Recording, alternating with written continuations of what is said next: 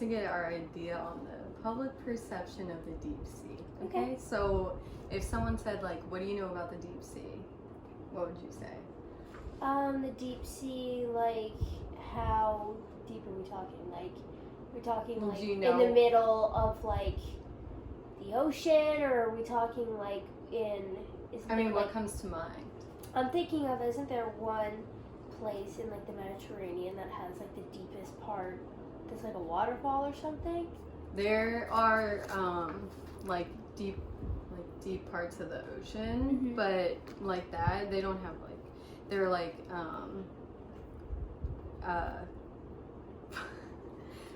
like deep sea trenches. Yeah, Sorry, yeah. that's what I was trying Trenches, to yeah, think. that's what I So, meant. but they're everywhere. Mm-hmm. Okay.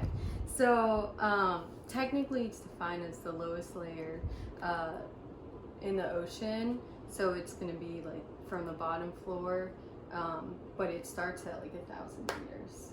Mhm. So, defining it, the deep sea starts at 1,000 meters, but it, like, there's no definition of where it ends because it's just wherever the sea bed Mhm. is, which is everywhere. Okay, so what do you think's like in the deep sea? I would say because the light is like black down Mhm. there, because there's no light down there. Mm-hmm. I think there's a lot of hidden pollution, and I think also there are lots of unknown species.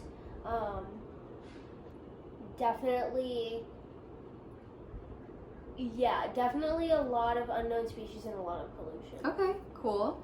So, like, how do you think that research happens in the deep sea? I would say they probably have, like, scuba divers go down Mm-hmm. as far as they can go Mm-hmm. and use, like, light to be able to discover new things and see new things, but I think it's probably really difficult just because, like, there's no light in the deepest For sure. parts. So I would say, like, it would be scuba divers, and then if they can't go down as deep as it is, I would say that they probably have to use, like, a machine Mm-hmm. to go as far as they can. Yeah. So, we do use machines. There's like a few options for the deep sea. They are in this for the ocean in general. The most popular are HOV, ROVs, and AUVs. HOVs, human operated vehicle, ROV, remote, and then AUV is autonomous underwater vehicle. So it just, you can tell it like what to do. You use a computer, you put in like what you want it to do, and it'll just go around the floor or wherever you want it and like take pictures and stuff like that. So you said there's like pollution in the ocean. Have you ever heard of deep sea mining before? Yes. And what do you know about it? Not much.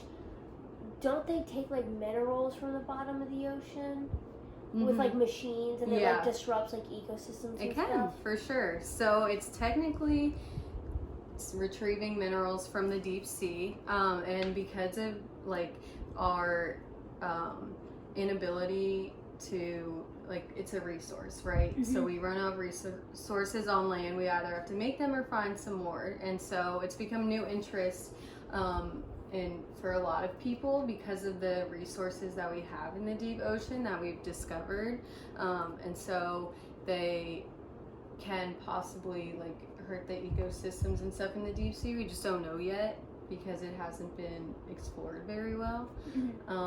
Where do you think they mine in the deep sea? I would probably say, like, places that they can reach with the machines, because there are definitely some places that you can't reach. Yeah. Because of the pressure. So I would probably say, like, off of the coasts too, because that's just convenient. Okay. Well, so they do in the abyssal plains, which is the flat part of the ocean, hydrothermal vents, which is going to occur along oceanic ridges and seamounts within the ocean. So they're going to be wherever the like hydrothermal vents are and the ridges, which are all over the earth, you know. in the ocean. So, you know, we have laws and stuff and people who regulate pollution on land. So, do you know if there's anyone who can regulate these deep sea minings or? No. Yeah, that's true. Well, it was like a free-for-all at first, and so we have what's called the International Seabed Authority that was established to help regulate the human activity on the floor of the deep sea. And there's also the United Nations comes together to create policy and stuff that helps regulate. But the thing is with those, it's participation. Mm-hmm. So countries like have to choose to participate in that, and if they don't, we can't really do anything about it. So you mentioned earlier that it can cause like possible environmental harm Mm-hmm. in the deep sea. Do you have any other like ecosystem harm? Do you have any other ideas of like effects it could have in the ocean? Not really, other than like it would destroy ecosystems and kill species. Mm-hmm. Yeah, so that's one of the main things. And you also mentioned we need light in the deep sea. So different species in the deep sea they rely on there being no light. They have adapted to the fact that there's no light in the ocean. And so when we go down, we have to see everything, but they've adapted to not have to use as much light in order to survive. And so the light that we bring down when we're mining can affect the species negatively. Like it can harm their eyes and stuff. It also can increase the temperature, which when you're changing the chemistry of the ocean, that's going to have an effect on what lives there. And then there's also what you mentioned, and then the unknown consequences, like I said earlier. So I have a little story for you about deep sea mining. Okay. So it's going to be in the Norwegian Sea. Mm-hmm. So in the western part of the Norwegian Sea, there's the Mons Ridge, and so the seafloor is it's a slow spreading ridge that's which like you have like the oceanic plates and they're starting to separate. Yeah, like the tectonic plates. Yeah. So they're starting to separate, and so because of this, a ridge is formed where it's spreading apart. Sorry, talk with my hands. So it cracks and breaks, exposes the magma, and due to that, the seawater then is like, what's the word?